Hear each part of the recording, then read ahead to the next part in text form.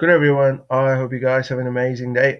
So today I'm going to talk a little bit more about the OmniChannel. I hope you remember I did mention about OmniChannel in one of the episodes. That being said, right? I'm going to talk a little bit more about the types of routing. The types of routings plays a very important role depending upon the size of the business you have. So in when you talk about omni-channel, right? It could involve phone, email, chat, right, text message, whatever, right? So everything at one place. Now, from a Salesforce perspective, right? So your customer really don't care, what kind of configuration you have in place. What they want is a better customer service, right? So they will come to you and say, "Hey, I want an option where I can, reach out using a text. I can reach out using a phone, where I can reach out using an email or chat, right? Because obviously we are living in the 21st century and most of the other technology supports this option, right? And when they can, why can't Salesforce, right? So the argument is pretty valid in my opinion. So keeping that into consideration, right? So we need to have a routing in place. Now, why do you need to have a routing in place?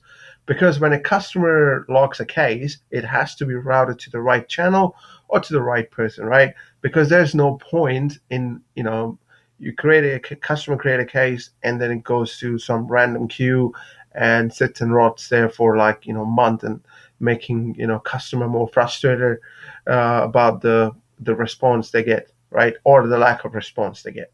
I mean, you might have seen that happening to you and maybe interacting with one of the vendors, maybe a phone company, or it could be an internet provider, or whatever, right, or maybe a laptop company, right? So, keeping that into consideration, right? It's good to have a type of routing. So the type of routing will ensure that when a case get created, it get routed to the right channel or the right queue, or to the right person, right? So that it get picked up ASAP or whenever the agent is available, and the customer query get answered in a relatively uh, you know flexible time, or what I would say acceptable time frame, right? Obviously, most customer will expect you to reply to your queries. So most customer will expect the queries to be answered within 3 to 5 business days. Like for instance, I'll give you a very simple scenario. Um, in New Zealand, we have ANZ Bank, right? I deal with ANZ Bank, or in fact other banks as well. I have accounts, different banks, but just very specific to ANZ Bank. They have an option where you can send an email using your online banking, right? There's an option to send an email. So when you send an email, so normally they will get back to you in 2 to 3 business days. Imagine they get back to you in 20 days. It will frustrate you, right? So having a so if you keep that analogy into consideration, bring that to the Salesforce space, uh, excuse me, it's good to have the routing in place. Okay, that's in a nutshell a concept why we need a routing. So now there are three kinds of routing, right, which is supported. One is a queue-based routing, another one is a skill-based routing. The third one is external routing, right, which we're not really going to worry about at this stage. So the queue-based routing is pretty flexible for a small enterprise or small organization, right? So for instance, like if you are a company which deals only with the solar panel, perhaps having queue-based routing is great. But if you're a company who deals with the solar panel, motor generator, what else you can say, maybe some other few, 8, 9 different kinds of products, then you perhaps need a skill-based routing uh, because what happens in the queue-based routing, right? You pretty much assign an agent to your queue, which pretty much comprises of a single skill, right? In our case, solar panel, right? Anything to do with the solar panel will just go to your one single queue or multiple queues, say tech support or account support, right? Something like that. Now, it is a native feature to Salesforce, so you don't have to code, right? It's out of box functionality, which works pretty well. Now, if you're dealing with, like I said, a bigger company, right, which supports different products like solar panel, electric motors, uh, maybe some other, 5, 6 extra products, right, which got nothing to do with each other. So in that case, you might need a skill-based routing. Now, you assign skill to agents, right, and it requires skills to work item types. Now, Omni's channel is pretty much it matches, the stuff and then routes to the right place, right? Now, when you talk about, so what I'm going to do today, right? I will demonstrate how to set up the queue-based routing. It's pretty simple. It will take you just under 5 minutes to set that up. It's pretty fantastic, pretty amazing, exciting stuff, right? Uh, so you got to worry about three things, right? You need to configure your routing configuration, which is very important. So what does a routing configuration do, right? As a part of the queue-based routing, um, so in queue-based routing, so you first set up a routing configuration, um, and because it helps to configure the size and priority of a different objects, and also select the routing model which OmniChannel uses, right? So the routing configuration is very important because it determines how OmniChannel routes work to agents. So I know that might sound jargon. I'm going to show you right now how it all looks like. Um, but I just wanted to give you a little bit of theory so that you understand what I'm trying to do, right? Then it also helps agent capacity. So agent capacity, it's pretty much it looks at the number and types of work that's been assigned to an agent uh, and the agent overall bandwidth.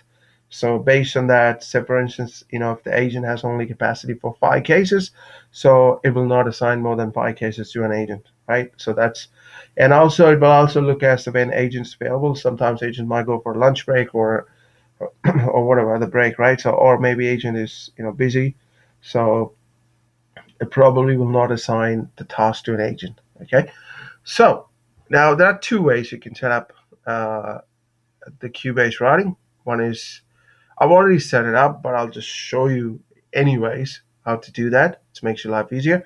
The first thing first, you need to log into your org, right? But it's a pretty basic step, right? Then you need to have the Service Cloud license, right? If you are using Developer Edition, then you probably will have it anyway. So don't worry about it, okay? If you're using Developer Edition. So even if you don't have any license, if you wanted to just try it out, I would encourage you to register for an org, a developer org. You will get all the features you need to, do hands-on. Okay, so there are two ways, like I said, right? We can configure queue-based routing. One is a very simple way, so, in a single click, you can, sort it out. Other is a little bit manual step involved. So I will show you each. Okay. Now, first thing you have to check, right, whether you have Omni Studio enabled. Okay. So, sorry, not Omni Studio. Sorry, my apologies. Omni. Yeah, I've been I've been playing around with a lot with Omni Studio today, so that's why it's by default Omni channel got replaced by Omni Studio. Okay, so under setup, right? Just type Omni and you go to Omni-Channel settings. Excuse me. And enable Omni-Channel, right? That's important. If it's not enabled, please enable it. Okay. Excuse me. I don't know what happened to my throat today. So now you go to Gatecog icon, right? Go to the server setup. Okay. Now, I'm going to show you a one step or a single process using which you can configure you can do everything in a process. So what that means is that it will create a queue for you. It will create a routing configuration for you. It will do everything behind the scene for you. You don't have to do anything for So say you're on this page, right? Go to this recommended setup. Go to view all. Um, and look for Omni. Go to Omni-Channel setup, right? And go start. Type the name of the queue. Let's say Tor queue, right? I'm just trying to be funny, right? So, and I say Tor agents. Let's say we're getting a request from Asgard, right? I'm a Marvel fan, as you can figure out. So I've already configured it. So I just wanted to show you what happens behind the scene, right? So I just picked one. So this one will create a uh, permission set for the user. That is that it will create a present status as well. So I'll show you in a second. Okay. the queue name, which is whatever queue name, and select the user, which part of the queue or agent. So I got, this is a queue which I've already set up, high priority queue. Now I can set the priority at 3. Okay, and I can click on next. So what does the priority means, right? The out of these 3, right? Whenever a case get created, when the condition match, this will get the first hit. That means this will get routed to the high priority queue. Okay, so it will not be routed to the Tor because the first priority, the high priority queue, then the chat queue, and then the Tor queue, right? So the work size is pretty much amount of an agent capacity. So basically, in this case, I've set 5, and this is the agent capacity, like total capacity of an agent, right? So just finishing it up. Okay, so done. Okay, now that's one way you can do it, right? Now, if you don't want it to do any of this stuff, right? So let's look at each step, right? Let's say if you do not want to use this, you want it to configure manually for whatever reason, right? Okay, the first thing you need to define a routing configuration. Okay, so go to the quick find and go for the routing configurations here. So as you can see, right, I have a Tor created for me. So let's go to edit. So it filled up everything what I wanted to do. So routing priority, routing model, just change it to least active, whatever. So unit of capacity, percentage, it filled it up for you, everything, right? So, I mean, if you're not comfortable to allow Salesforce to do this for you, you can do it by yourself, right? It's just based on your business scenario. But I personally, when I used it, right, I personally prefer to use the setup, the wizard, which pretty much do everything for me behind the scene. And then if I wanted to tweak something, I can go to individual options and edit it. It makes my life much easier, right? Because you might forget something, right? Or if you, or what might happen, right? Someone new to, Salesforce space, they wanted to do that. Imagine it's a hassle, right? It's a waste of time, to be honest, to go to individual section to do it. But for whatever reason, if you wanted to do it, that's your choice, okay? So we have this in place. Fantastic, right? Then the queue. Obviously, the queue needs to be created, right? So the queue would have been created. So go to the queue, right? So as you can see that now it loads. The Salesforce has already created the queue for you, the Tor queue. Obviously, the case has to be routed to the queue, right? So if you don't have a queue in place, so you won't be able to do that. So remember we talked about the router configuration. So you create a queue and you link that router configuration to this queue, okay? So the Tor one, which we talked, right? And then you assign the case here by default. I mean, if you wanted to do something, you can change it. And I've assigned the user here. You can assign, if you wanted to manually assign, different object, you can do that. But for now, just to keep it simple, we're sticking the case, right? Okay, so this is pretty simple configuration, right? As you can see, you don't have to do anything. The Salesforce will do behind the scene. Now, there's something called presence configuration. This also the Salesforce will do for you behind the scene. Remember, we talked. There is a second checkbox. Let me show you here. Manager. Hopefully. So let's go to the service setup. Excuse me. So if you go to Omni, right? So sorry if you hear that bike sound. My apologies for that. I don't have control. Uh, so the name of this, name these agents, right? So X3 agents or whatever. So what we did here is that we put the Tor agent, right? So it create the stuff for you behind the scene.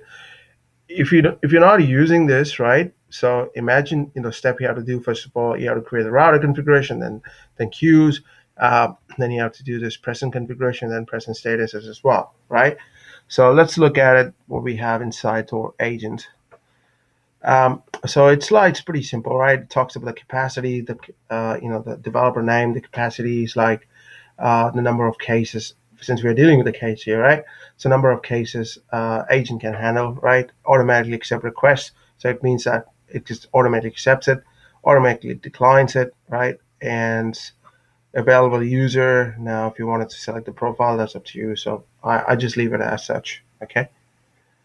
So you can select the profile as well, right? So I have done that, but it's say for instance, if this user belonging to, so you can do the profile based, right? So if you wanted to choose, any profile, whichever the user belong to, so you can push it here because the profile is important. I'll tell you why. So let's go to present status. So if you don't have one, so you can create it. So if you go to new, you can give a name. So if it's, make sure that online and busy has been taken care, right? If you say online and you put it as busy, that's misleading, right? So if it's online, it should be online. If it's busy or out of work, out of office, should all go under busy, or right? That's the options you have. Okay, um, that's pretty good. And then I'm gonna cancel it, right? So fantastic. Now then you go to the profile. Okay, just profile case. And I'm gonna go to say sysadmin, for instance, right? And so look for I don't have an I didn't enable the enhanced profile, uh, you know, look. So just a normal one. It's not an enhanced profile look and feel, right? UI. So just a non-enhanced look and feel. So there is something called enable service present status. So if you go here, right, you just edit it. Most likely you will have everything on the left. So just move to the right, right? That's pretty much. Okay, so that's all the configuration you have to do. Pretty exciting, right? All right, and if you remember in the last episode, one of the episodes when I talked about Omni Studio, right, I did say that it's good to add in the utility bar um, for Service Console, so which we have already done. If I remember, we did about the chat, right? How an agent can chat to a customer. So if you remember that, we did that, and we created a Visual Force page, and where you can chat, where you can offline, all kind of stuff, right? You can do. So if you haven't watched it, it's one of the episode I did as a part of the service um, cloud consultant certification series, right? Okay, so go to Service Console, right? Excuse me. Now, so we got a Omni-Channel enabled here, right? We got here. Okay, so what I'll do, so I got a case here, okay? So let's say I have this case. Now, for some reason, so the case, we have got the case. I wanted to mimic this behavior, right? Because that's exactly what we're trying to do. So let's say customer did a case, right? Obviously, I'm the customer. Yeah, I'm pretending I'm a customer. So, so the case owner say has to be part of the queue. Okay, so I'll change my case owner to the whatever that high. Okay, before I do that, I'll just make it to available. Okay, this is an old case, right? Don't worry about it. So there's already a case that's it came through. So let's say I wanted to make another case, right? So this one, what I'll do, I will change it to the say high priority. So it means the case owner is the queue, right? So it hits the case here, Omni-Channel, right? So what does that mean? It means that agent can get notified, right? So it goes to the queue. So this is a very simple nutshell explanation about the queue-based routing. It's a very powerful feature when it's configured properly. I mean, it's just a simple way to enable the omni-channel routing, right? Which is very fantastic.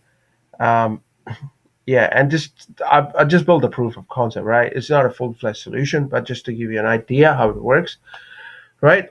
And this is a pretty exciting stuff in my opinion. To be honest, because if you're working on a service cloud space, you should know about this one, right? Because this is the one way to ensure that you make the best out of the Service Cloud.